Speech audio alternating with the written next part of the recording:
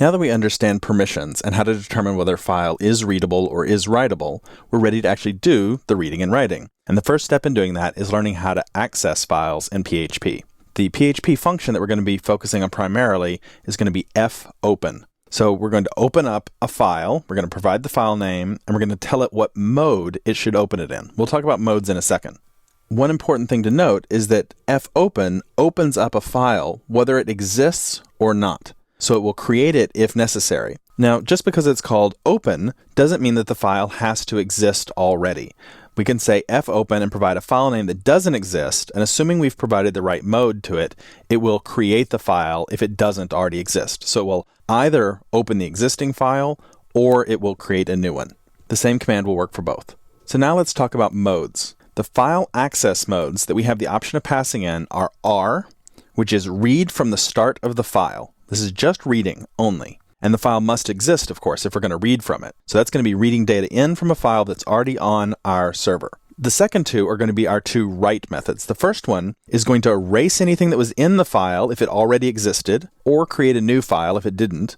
But we're basically going to be starting with a blank file, and we're going to be at the beginning of the file, ready to start writing. And then the third one is append or write to the end. So that's going to be useful for something like a log file, where we just need to add one new entry and then exit the file. In that case, the W method would not have been suitable because it would have truncated everything that was there before, just wiped it out. Now there's a fourth mode that I wanted to mention to you, which we won't use a lot, but it's X.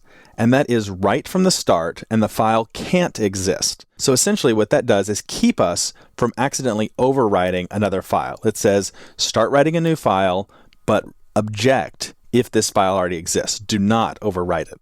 Now all four of these modes also offer an alternative version.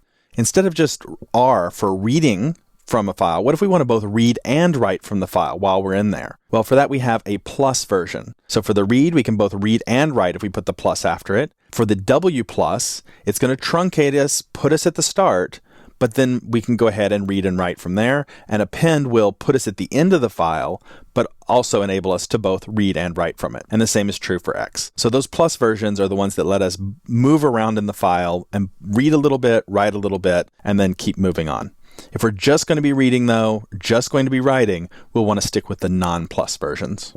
Now, before we actually put fopen into practice, there's one more thing that I want to make sure I caution you about, which is file line endings. There's another difference between the two platforms, Windows and then Mac, Linux, and Unix, is the kind of line endings that end each line of a file. Windows uses /r/n. Now, you may say, well, I've never seen that in a file. A lot of times they get suppressed and hidden by your word processor or whatever you're looking at. But that's how it knows to wrap around, is that it has those characters in there, and then it just hides them from you and just goes ahead and moves to a new line. Well, Mac, Linux, and Unix use /n instead. So you can see how if we're reading in a file that has the wrong line endings, it might cause problems depending on which platform we're on. So there's an additional mode modifier that we can pass in, as well as the R, the W, and the A, and the X. And that is either T or B. Now, B is binary mode, which says basically don't translate. Just take what I give you and write it to the file without making any changes. And B has been the default on all platforms since PHP 4.3.2. Before that,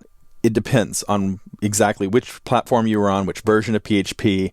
You couldn't really be sure. But for a while now, it's been standardized on B. Now, T is really for use by Windows users. If you need to use Windows line endings when you're writing a file, so that, let's say, another Windows application can open it up later, you'll want to use the T modifier. And that will then make sure that everywhere you've said /n in your PHP script, it will quietly just put down /r/n for you so that it's ready for your Windows application.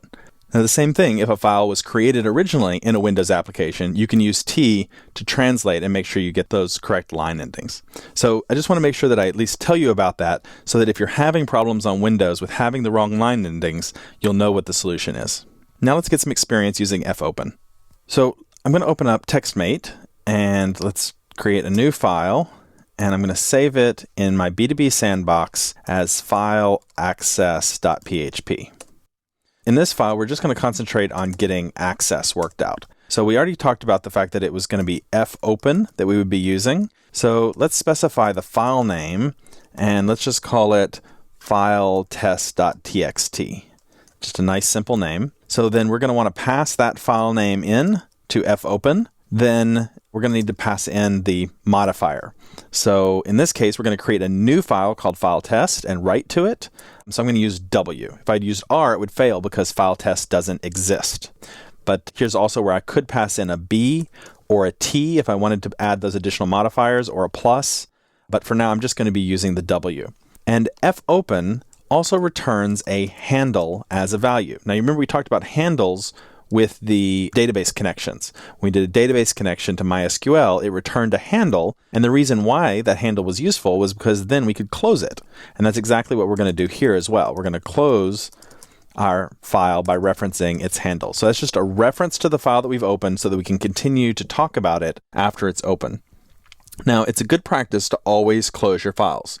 PHP will close all files at the end of the code execution on its own, just like it closes the database connections. But you want to close them yourself so that you don't accidentally write to the file again when you don't mean to. It's just good practice. If you're opening up the file, let's go ahead and close it when we're done. If we need to reopen it, we can reopen it, and so on. So let's go ahead and try this, and it's going to give us some problems, but they'll illustrate a couple of points that I want to make. So I'm just going to save file access, and I'll open up Firefox, and we'll go to localhost B2B sandbox, and it'll be file access.php that will load up.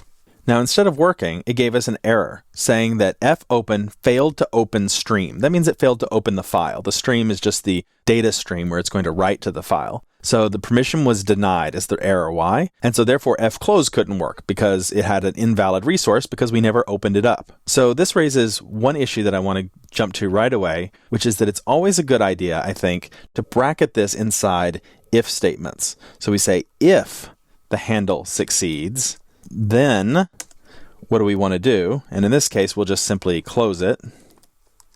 That's all we want to do. If not, then we'll just have something like echo could not open file for writing. So I think that's a really good habit to be in because it's going to prevent some of what happened here. Now if I do it, say I could not open file for writing, I get something that's a little more meaningful. Now I'm still getting my errors because I'm in development mode and I told my PHP file to show that to me. But in production, I would still be able to see something like could not open file for writing. And we could also take a different action here if we wanted to. But now let's deal with this permissions issue and actually fix what's going on here where it says permission denied. Now, if it did work for you, then that's great. But if it didn't, like for me, and I'm guessing it probably didn't, you'll need to go to your terminal, and in that B2B sandbox file, we need to see what the permissions are for the directory that we're trying to create this file in. We talked about permissions. So I'm going to scroll up here at the top. This is the current directory we're in. It's the period. ... is the directory one back from here. Period is this directory that I'm in right now, B2B sandbox. These are its permissions. So you can see that as a user, Kevin, I have the ability to read and write files to it. But the web server, which is not running as Kevin, it's running as www, does not have enough privileges to write. It can only read from these files. So we need to give it privileges on this directory so that it can do that. And you remember how to do that. I don't think I need to tell you, but we'll do it together. Sudo chmod, and we'll go ahead and just make it 777, so it'll open it wide up. Now you also could change the owner if you wanted. I'm just going to open it wide up so that this directory now is fully able to be read and written to or executed anything that's in it. And the way I talk about this directory is I could either navigate back a directory and then say, okay, the B2B sandbox file, or I can just use that period, and that'll say this directory that I'm in right now. And it wants my password because I did a sudo. And then let's just do ls-la one more time. We'll take a look back up here, and sure enough, this directory now has rwx, rwx, rwx. So now it is a writable directory. Let's switch back and let's just try our file access again. And there it is. It worked fine.